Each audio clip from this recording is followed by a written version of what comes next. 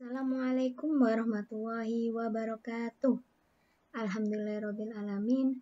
Segala puji bagi Allah, karena pada kesempatan kali ini kita masih diberikan kesehatan, masih diberikan semangat, dan semoga kita semua dalam lindungan Allah Subhanahu wa Ta'ala. Amin, amin ya Rabbal Alamin.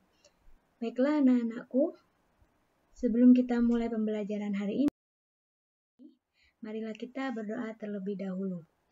Raditu billahi robba wa bil islami dina wa bi muhammadin nabiyya wa rasula rabbi zidni ilma warzuqni fahma amin ya rabbal alamin. Baiklah anak-anakku, hari ini kita akan belajar pendidikan agama Islam dan budi pekerti kelas 2. Yang akan kita bahas kali ini yakni pelajaran 9 tentang Allah Maha Suci. Tujuan pembelajaran kita hari ini, yang pertama, siswa mampu menyebutkan bukti bahwa Allah Subhanahu wa Ta'ala Maha Suci. Kemudian yang kedua, siswa mampu menyebutkan cara menyucikan Allah Subhanahu wa Ta'ala. Di dalam surat Al-Hasyr ayat 23-24 yang berbunyi Wallahul ladzi la ilaha illa huwal malikul quddusus salamul mu'minul muhaiminul azizul jabbarul mutakabbir subhanallahi amma yusyrikun wallahul khaliqul bari'ul musawwiru lahul asmaul husna yusabbihu lahu ma fis samawati wal ardh wa huwal azizul hakim. Yang artinya, dialah Allah yang tiada Tuhan selain Dia, yang maha suci, yang maha sejahtera, yang mengkaruniakan keimanan, yang maha memelihara, yang maha perkasa, yang maha kuasa, dan yang memiliki segala keagungan. Maha suci Allah dari apa yang mereka persekutukan. Dialah yang menciptakan, yang mengadakan, yang membentuk rupa, yang mempunyai asmaul husna. Bertasbih kepadanya apa yang ada di langit dan di bumi, dan dialah yang maha perkasa lagi maha bijaksana. Yang akan kita bahas kali ini yang pertama, yakin Allah itu maha suci. Bagaimana kita meyakininya? Kita harus yakin bahwa Allah Subhanahu wa Ta'ala itu maha suci. Dan Allah sangat menyukai orang-orang yang mensucikan dirinya.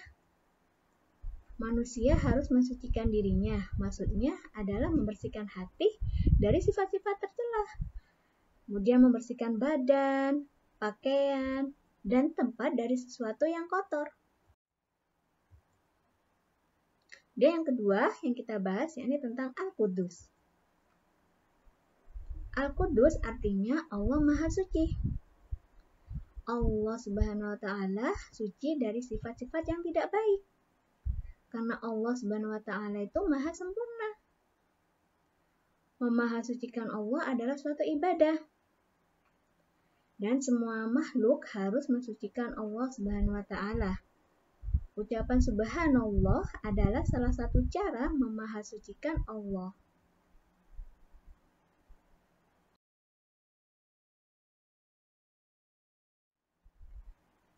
Baiklah anak-anakku, amatilah gambar di bawah ini.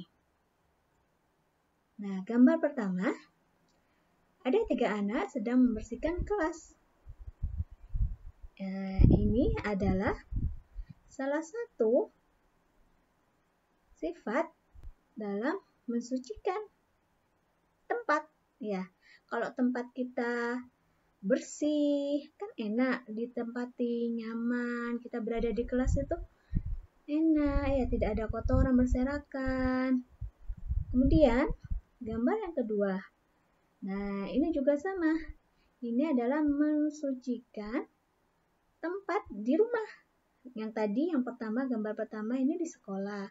Kemudian yang kedua, ini gambar mensucikan di rumah dengan menyapu halaman, mengepel. Kemudian gambar ketiga, yakni ada seorang anak laki-laki sedang membuang sampah pada tempatnya. Kemudian yang keempat, ada seorang anak perempuan sedang mencuci tangannya agar bersih, ya membersihkan badannya, ya itu dengan tangannya. Kalau kita sudah habis dari keluar, kita harus menjaga kebersihan diri dengan mencuci tangan, mencuci kaki agar terbebas dari kuman. Karena Allah suka dengan orang yang mensucikan dirinya. Hikmah yang dapat kita ambil dari sifat Al-Qudus yang pertama, kita dapat menikmati apapun ketetapan Allah Subhanahu wa Ta'ala tanpa harus berprasangka buruk. Bahwa Allah telah berjanji, aku sesuai prasangka hambaku, kata Allah. Jadi, ketika kita berburuk sangka kepada Allah, maka akan membawa malapetaka bagi kita. Jadi kita harus berhusnudon atau berbaik sangka kepada Allah. Pasti ada hikmah di balik setiap kejadian yang kita alami. Maka kita harus menikmati setiap kejadian sebagai sarana evaluasi diri. Kemudian yang kedua, siap dengan ketidaksempurnaan diri. Apa yang kita banggakan sebagai manusia bila tanpa iman? Kita serba kalah oleh binatang. Kita masuk ke air, ikan lebih lincah, ya.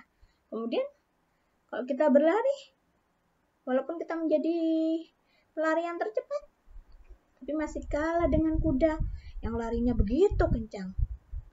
Ya, manusia pun juga kalah kuat dengan badak, kalah besar juga dengan gajah.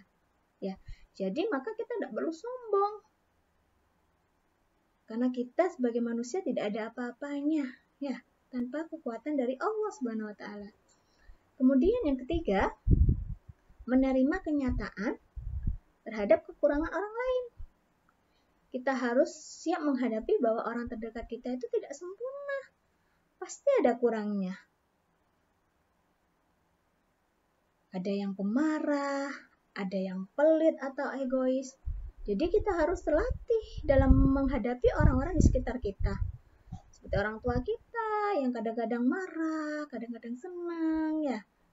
Jadi kita harus menikmati. Dengan saudara, dengan kakak, dengan adik, ya. Kemudian, atau kalau yang punya pembantu di rumah juga harus sama perlakuan kita, ya. Kalau ada yang marah, ya jangan ikut marah, ya nak ya. Kemudian, sikapilah kekurangan orang lain sebagai ladang amal bagi kita. Jadi kita harus siap menerima kenyataan bahwa tidak semua orang menyukai kita. Jadi, lebih baik terus konsisten memperbaiki diri dan berbuat baik. Jadi Allah lah yang mengatur hati setiap orang. Semua hati manusia ada di dalam genggaman Allah. Jadi yang harus kita lakukan yakni berbaik sangka kepada Allah dalam kondisi apapun. Baik senang, sedih, dan lainnya. Jadi apa yang harus kita lakukan? Yang pertama, bagaimana sikap kita? Yang pertama, kita harus yakin dan percaya bahwa Allah Maha Suci. Dan kita juga harus hidup bersih. Baiklah anak-anakku, demikian yang bisa Ustazah sampaikan. Marilah kita tutup dengan bacaan hamdalah, alhamdulillahirabbil alamin. Dan doa kafaratul majlis. Subhanakallahumma wa bihamdika asyhadu an la ilaha illa anta astaghfiruka wa atubu ilaik. Ustazah akhiri. Assalamualaikum warahmatullahi wabarakatuh.